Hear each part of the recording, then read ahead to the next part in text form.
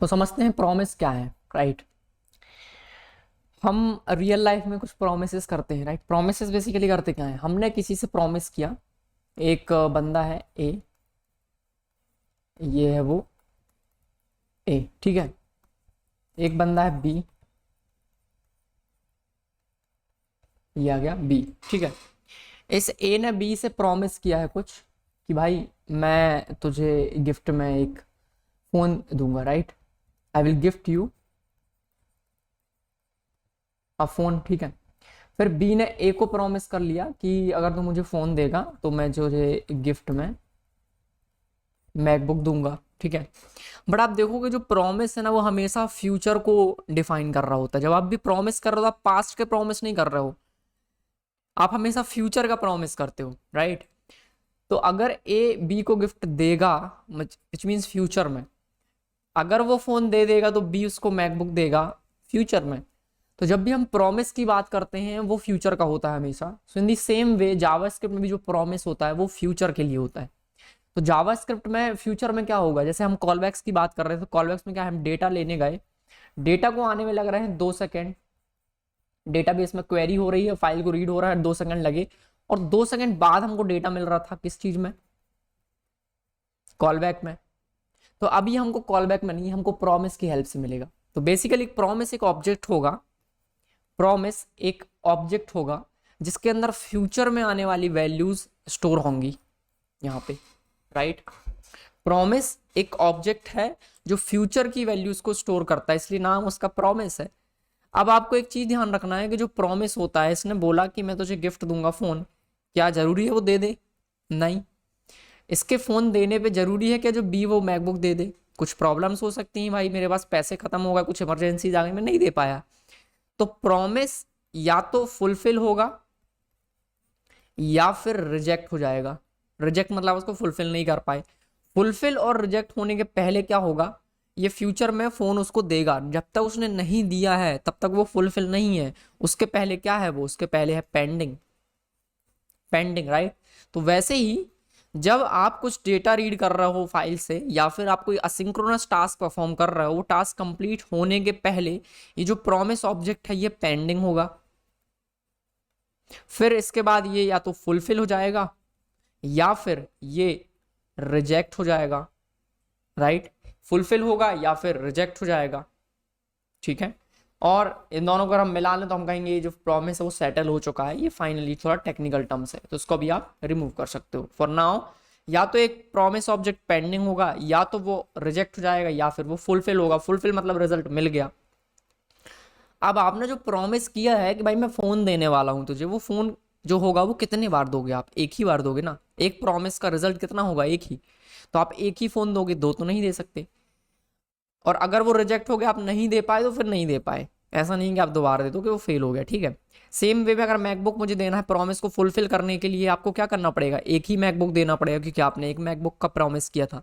तो आप जब एक मैकबुक दे दोगे तो फिर दूसरा नहीं दोगे, क्योंकि एक ही का प्रॉमिस था, तो एक कंप्लीट हो जाएगा। तो वैसे ही अगर मुझे यहाँ पे कोई डेटा मिलने वाला है, तो मुझे डेटा कितनी बार मिलेगा, ये एक ही बार मिलेगा। तो एक बार अगर आपका जो प्रॉमिस फुलफिल हो गया, तो अगर वो डेटा मुझे मिल गया तो वो एक ही बार मिलेगा। दूसरी बार मुझे कभी भी डेटा नहीं मिल सकता। जैसे कि प्रॉमिस के, जैसे कि हमने कॉलबैक्स के केस में दो बार उस फंक्शन को कॉल किया, तो आप देख रहे थे 2 बार मुझे रिजल्ट मिलने लगा। वो केस कभी भी प्रॉमिस के साथ नहीं होगा। एक बार डेटा मिल गया, दैट्स इट। दूसरी बार वो डेटा नहीं मिलेगा। तो ये गारंटी है यहाँ पे कि आपका जो कॉलबैक फंक्शन जो आपको 2 बार डेटा दे रहा था, वो अब एक ही बार देगा। तो हम ट्रस्ट कर सकते हैं अपने प्रॉमिस ऑब्जेक्ट के पे, या तो वो एक बार फेल होगा या तो एक बार वो फुलफिल होगा। दूसरी बार कुछ भी नहीं होगा वहां पे, राइट। तो ये कुछ थ्योरेटिकल एक स्टोरी थी, मैंने बताई आपको कि कुछ इस तरह से यहाँ पे ये प्रॉमिस का जो थ्योरी है वो है। बट ये प्रैक्टिकली कैसे काम करता है, let's open VS code and understand ये काम कैसे करेगा और कैसे हम एक प्रॉमिस ऑब्जेक्ट को क्रिएट कर सकते हैं। एंड बेसिकली ये क्या है प्रॉमिस, रिजेक्ट एंड रिजॉल्व। तो थोड़ा देर आप मेरे साथ रुकिए, एकदम क्लियर हो जाएगा। प्रॉमिस बहुत सरल टॉपिक है एकदम, इससे आसान जावास्क्रिप्ट टॉपिक कोई है ही नहीं, प्रॉमिस से आसान, ठीक है। नाउ तो मैं भी इसको यहाँ से क्लोज करता हूँ, असिंक जावास्क्रिप्ट को। इस फोल्डर में एक नया फाइल क्रिएट कर रहा हूँ 22_promise.js। इस promise.js को मैं index.html में ऐड करूंगा ताकि वो रन हो सके। यहाँ पे इस लाइन को मैंने कमेंट किया, अनकमेंट करेंगे एंड देन यहाँ पे हम ऐड करेंगे 22_promise.js। इस फाइल को ओपन किया, नाउ यहाँ पे हमने ऐड किया console.log promise for, that's it, कोई प्रॉमिस नहीं, जस्ट प्रॉमिस। ओके, तो देखते हैं प्रॉमिस ऑब्जेक्ट बनाना कैसे। पहला काम, तो पहले तो प्रॉमिस एक सिंपल सा एक ऑब्जेक्ट है जिसपे आप एक उसका ऑब्जेक्ट बनाओगे। प्रॉमिस एक क्लास है या फिर एक फंक्शन कंस्ट्रक्टर कह सकते हो आप उसको। तो हमने कहा const promise is equal to new promise, right, new promise. इस न्यू प्रॉमिस को आप पास करते हो एक फंक्शन, हमने एक एरो फंक्शन पास कर दिया। इस एरो फंक्शन के अंदर आप दो पैरामीटर देते हो, पहला है रिजॉल्व, दूसरा है रिजेक्ट, ठीक है, रिजॉल्व एंड रिजेक्ट, ठीक है, रिजॉल्व एंड रिजेक्ट। अब होगा क्या यहाँ पे, होगा ये कि या तो ये प्रॉमिस रिजॉल्व होगा या तो ये प्रॉमिस रिजेक्ट होगा, दो में से कोई एक ही चीज होगी, ठीक है।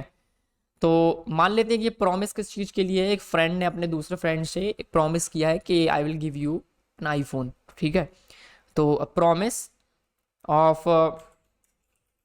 ऑफ आईफोन, ठीक है, एक प्रॉमिस है आईफोन का, एक न्यू प्रॉमिस हमने बनाया, रिजॉल्व किया है तो रिजेक्ट किया। मान लेते हैं उसको रिजेक्ट होने में, रिजॉल्व होने में 2 सेकंड का समय लग रहा है, ठीक है, 2 सेकंड बाद ये रिजॉल्व होगा। तो जब हम रिजॉल्व करना चाहते हैं, मतलब कि वो प्रॉमिस फुलफिल हो रहा है या फिर जो 2 सेकंड बाद डेटा आ चुका है उस डेटा को हमें किसी को प्रोवाइड करना है, तो हम रिजॉल्व फंक्शन को कॉल करेंगे।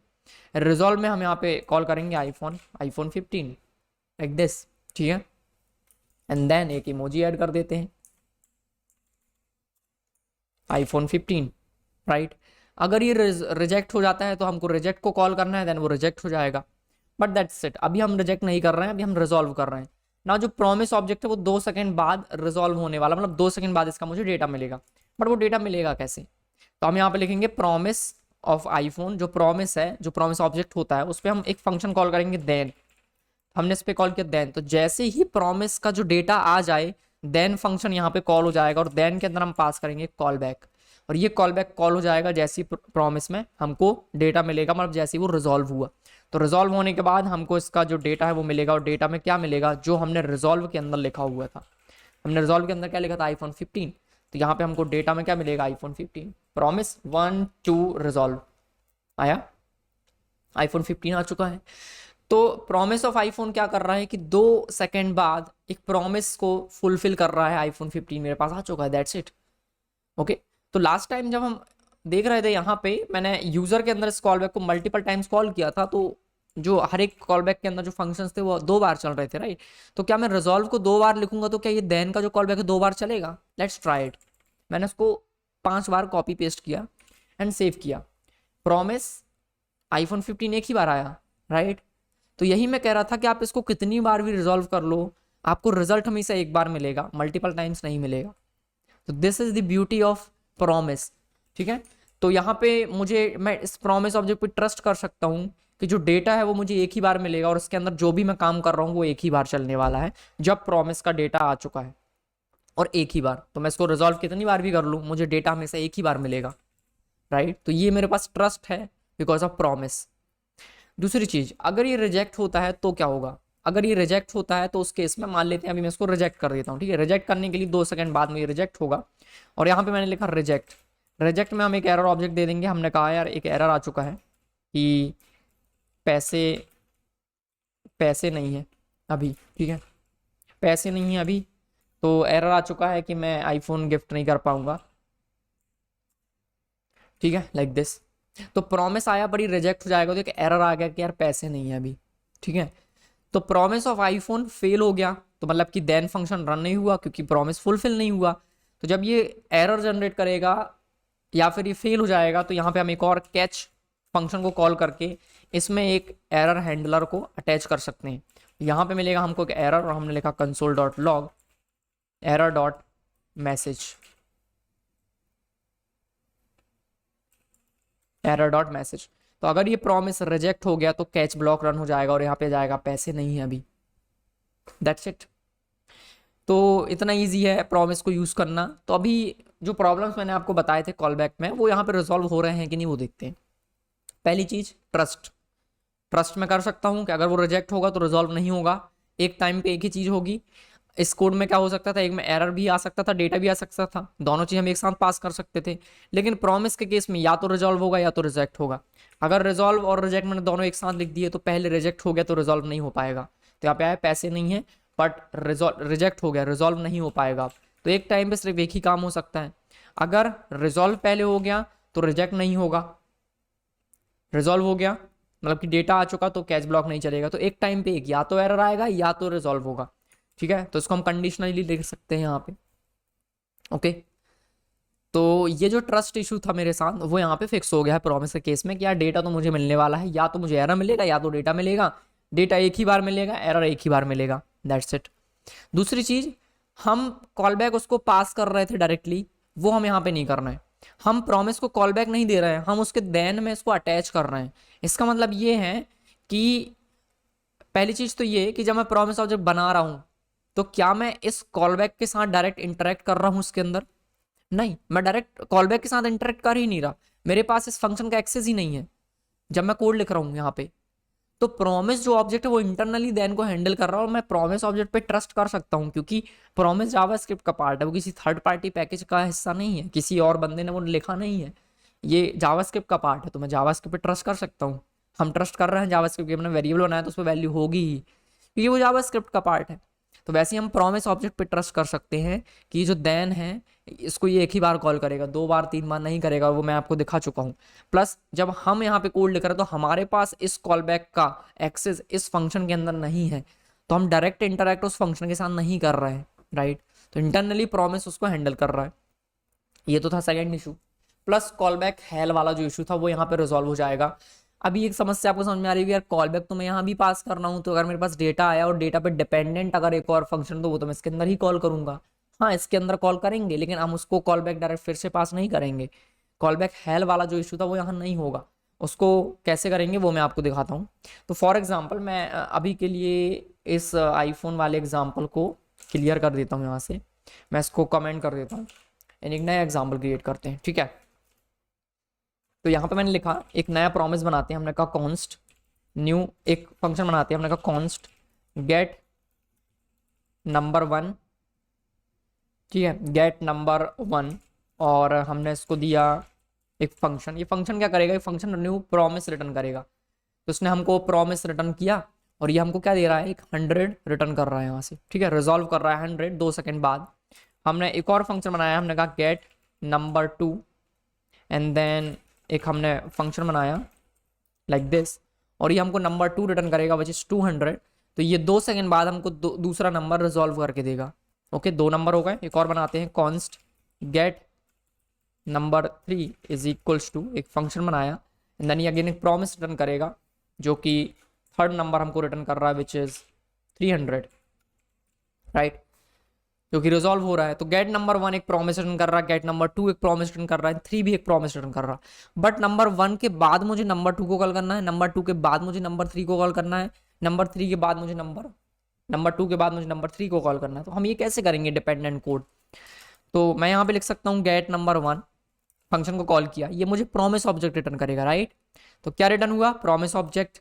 तो हमने यहाँ पे लिखा डॉट देन, तो मुझे मिल जाएगा वो नंबर 1 यहाँ पे।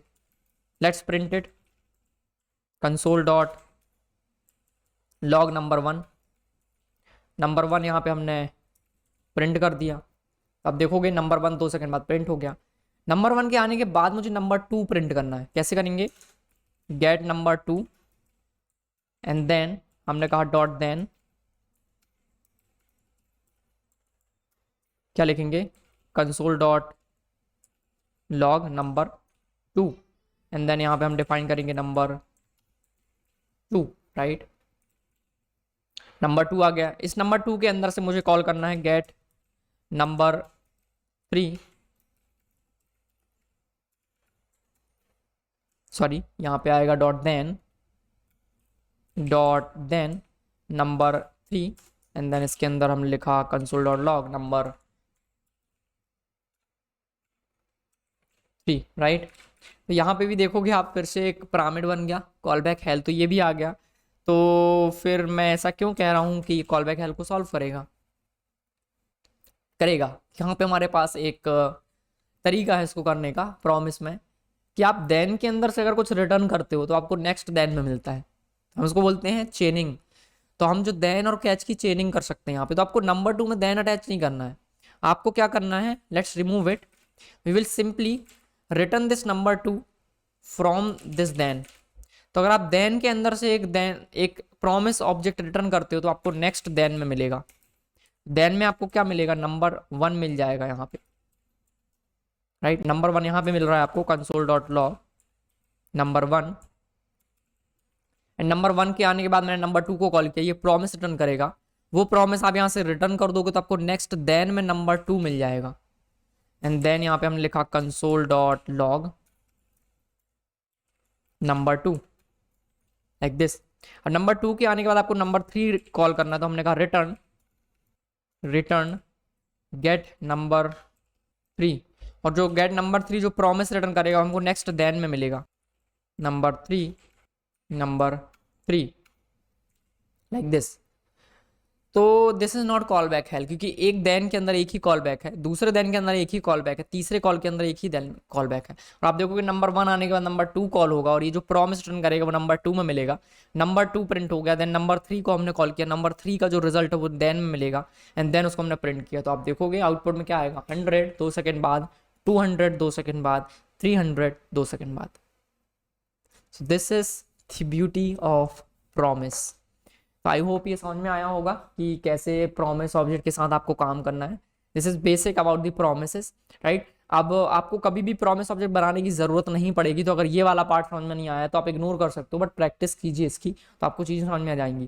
फिर आप जनरली प्रॉमिस का यूज़ करोगे थर्ड पार्टी पैकेजेस के साथ, तो जो भी थर्ड पार्टी जो लाइब्रेरीज आप यूज़ करोगे, पैकेजेस यूज़ करोगे, जावास्क्रिप्ट जो कोड यूज़ कर रहे होगे, आपको प्रॉमिस ऑब्जेक्ट रिटर्न करेंगे। तो आप प्रॉमिस बना नहीं रहे होते हो, आप प्रॉमिस को सिर्फ देन एंड कैच का यूज करके उसका रिजल्ट को रीड कर रहे होगे, राइट। तो आपको बनाने की उतनी जरूरत नहीं पड़ेगी, बट प्रैक्टिस के लिए बना लेना चाहिए। इंटरव्यू में ये पूछा जाता है कि प्रॉमिस ऑब्जेक्ट कैसे बनाओगे, तो पता होना चाहिए। ओके, तो this is how we use promises. तो फिर से हम जो वापस हमारा असिंक्रोनस ये वाला जो कोड था, इसको हम कन्वर्ट करते हैं प्रॉमिस में, ठीक है। इसको मैं कॉपी कर लेता हूँ, प्रॉमिस की प्रैक्टिस करते हैं। एक नया फाइल क्रिएट करते हैं, यहाँ पे हमने लिखा 23_promise 23_promise_practice.js। इसके अंदर हमने इस कोड को पुश किया, सॉरी इस कोड को हमने यहाँ पे पेस्ट किया। एक नया फाइल क्रिएट कर लेते हैं, अंदर यहाँ पे हमने लिखा 23_promise_practice.js। इस प्रॉमिस की प्रैक्टिस में क्या करेंगे, हम सारे जो गेट यूजर्स फंक्शन है जो कॉल बैक रिटर्न करते थे, हम यहाँ पे प्रॉमिस ऑब्जेक्ट रिटर्न करेंगे, राइट। तो ये आपको भी करना, अपने एंड पे करके देखिए। तो अगर मुझे कॉल बैक रिटर्न नहीं करना है, अब यहाँ पे मैं एक प्रॉमिस ऑब्जेक्ट रिटर्न करूंगा, तो सेट टाइम आउट को हम लिखेंगे एक प्रॉमिस के अंदर। तो हमने यहाँ पे लिखा न्यू, रिटर्न करेंगे रिटर्न न्यू प्रॉमिस, एक प्रॉमिस ऑब्जेक्ट बनाया। इसके अंदर हमने पास कर दिया ये फंक्शन रिजॉल्व एंड रिजेक्ट वाला, और इसके अंदर हमने पेस्ट किया अपना सेट टाइम आउट। तो यूजर्स क्रिएट हो गए। देन यूजर्स क्रिएट करने के बाद कॉल बैक कॉल नहीं करना है, हमको इसे रिजॉल्व करना है। तो रिजॉल्व करेंगे यूजर्स, सारे यूजर्स मिल जाएंगे प्रॉमिस की हेल्प से। नाउ सेम चीज मुझे गेट रिपोजिटरी में करना है, cut it from here and then return new promise object, and then इसके अंदर हमने पेस्ट किया टाइम आउट, और इस रिजॉल्व को हम कॉल करेंगे कॉल बैक की जगह पे, resolve it with repositories, right. So repositories सारी रिजॉल्व हो जाएंगी। इन दी सेम वे हमें गेट ब्रांचेस चाहिए, प्लस यहाँ पे अब कॉल बैक की जरूरत नहीं है, रिमूव किया। नाउ ये जो कॉल बैक है इसकी भी जरूरत नहीं है, एक आईडी मिलेगा यहाँ पे, एंड देन ये जो सेट टाइम आउट है इसको यहाँ से कट करके मूव करेंगे हम रिटर्न न्यू प्रॉमिस के अंदर, new promise reject and resolve, and then set time out इसके अंदर लगाए, एंड देन रिजॉल्व करेंगे रिजल्ट आफ्टर 2 सेकेंड्स। कोई नल नहीं, सिर्फ ब्रांचेस, राइट। नाउ यहाँ पे हम कंडीशन लगा सकते हैं कि यार अगर ब्रांचेस में कोई आपने आईडी पास नहीं किया तो एक एरर आ जाए, तो हम ये कहाँ लगा सकते हैं, सेट टाइम आउट के पहले। तो हमने कहा इफ नॉट आईडी, अगर आईडी नहीं है तो हमें रिजेक्ट करना है, तो हमने कहा reject new error no ID, ठीक है। इन दी सेम वे अगर आपके पास यूजर नहीं है तो यहाँ पे भी हम एरर लगा सकते हैं, इफ नॉट, रिजॉल्व के अंदर लगाएंगे if not user then reject new error, और मैसेज में दे देंगे हम यहाँ पे no user. Okay, now get user में आपको कुछ भी पास करने की ज़रूरत नहीं है, दैट्स इट। तो इस तरह से हमने सारे जो इम्प्लीमेंटेशन हैं उसको चेंज कर दिया प्रॉमिस में। नाउ इस कोड को आप ध्यान से देखो, और अब मैं इसी कोड को कभी कमेंट कर लेता हूँ लाइक दिस, और नाउ मैं अपना प्रॉमिस वाला इम्प्लीमेंटेशन यहाँ पे आपको करके दिखाता हूँ। दोनों में कितना डिफरेंस है वो आप यहाँ पे देख पाओगे। Let me zoom in, zoom out. Now see, get users dot then मुझे क्या मिलेंगे, यूजर्स मिलेंगे। हमने एक कॉल बैक असाइन किया इसको, हमने लिखा console dot log done users, तो यूजर्स मिल गए, राइट। यूजर्स के आने के बाद मुझे क्या करना है, मुझे करना है गेट रिपोजिटरीज बाय यूजर, और हमने इसको पास कर दिया यूजर का 0th वाला यूजर। तो ये सारी रिपोजिटरीज लेके आएगा, मुझे इसको देन ऐड नहीं करना, मुझे इसको रिटर्न करना है, क्योंकि ये एक प्रॉमिस रिटर्न करता है। अभी जो प्रॉमिस रिटर्न करता है मुझे वो नेक्स्ट देन में मिलेगा उसका रिजल्ट। तो हमने कहा देन मुझे क्या मिलेंगे यहाँ पे, रिपोज मिलेंगे सारे, and then console dot log done repositories ना। रिपोजिटरीज आने के बाद मुझे क्या करना है, return get branches ID, and then जो ब्रांच है वो मुझे नेक्स्ट देन में मिलेगा, और इसके अंदर मुझे सारे ब्रांचेस मिलेंगे, right. So branches is equals to, यहाँ पे जाएगा console dot log done branches. Now अब देखो, आप ये वाला कोड देखो और अब आप ये वाला कोड देखो, डिफरेंस समझ में आ रहा है। कॉल बैक हेल इसमें नहीं है, इसमें कॉल बैक हेल है। एरर हैंडलिंग बहुत आसान हो जाएगी। अभी तो सब कुछ चल रहा है, अगर मैं इसको आईडी पास ना करूँ यहाँ पे तो क्या होगा, एक एरर आएगा। उसको मुझे हैंडल करने के लिए क्या करना पड़ेगा, एक कैच ब्लॉक ऐड करना, दैट्स इट, नो आईडी। तो उसको हैंडल करने के लिए लास्ट में एक कैच ब्लॉक लगाएंगे, एंड देन कैच में मुझे मिलेगा एक error, console dot log error dot message. Now see, done user, done repositories, no error, ID no ID, right. तो एरर हैंडलिंग कितना आसान था यहाँ पे, और यहाँ पे मुझे मल्टीपल इफ एल्स स्टेटमेंट लगाने पड़े।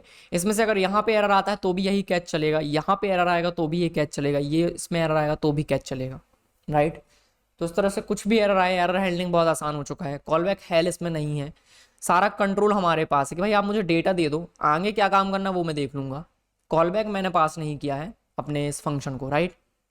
तो ये ब्यूटी है प्रॉमिस की। आई होप समझ में आया हो। बहुत आसान कॉन्सेप्ट है, इससे आसान कुछ भी नहीं है, बस आपको प्रैक्टिस करनी है। प्रैक्टिस के लिए जो सारा कोड है, गिटहब का जो रिपोजिटरी लिंक है वो मेरे इस वीडियो के डिस्क्रिप्शन में मिल जाएगा, वहाँ से आप जाओ एंड इस रिपोजिटरी में जाके चेक करो इस कोड को। फाइल का नाम है 21_async.js एंड चेक इट।